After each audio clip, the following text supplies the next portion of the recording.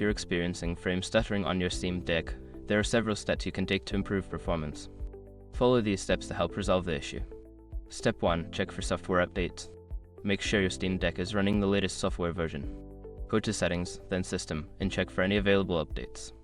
Installing the latest updates can fix bugs and improve performance. Step 2. Adjust graphics settings. Lower the graphics settings in the games that are stuttering. Access the in-game settings menu and reduce options like resolution, texture quality, and shadow quality. This can help improve frame rates. Step 3. Enable performance mode. Switch your Steam Deck to performance mode. Go to Settings, then Performance, and select Performance mode. This setting optimizes the device for better gaming performance, which can reduce stuttering. Step 4. Close background applications. Ensure that no unnecessary applications are running in the background. Press the Steam button, go to Library, and close any games or apps that are not in use. This frees up system resources for your game. Step 5. Monitor temperature and cooling. Check the temperature of your Steam Deck while gaming. If it is overheating, consider using a cooling pad or playing in a cooler environment. High temperatures can lead to throttling, which causes frame stuttering.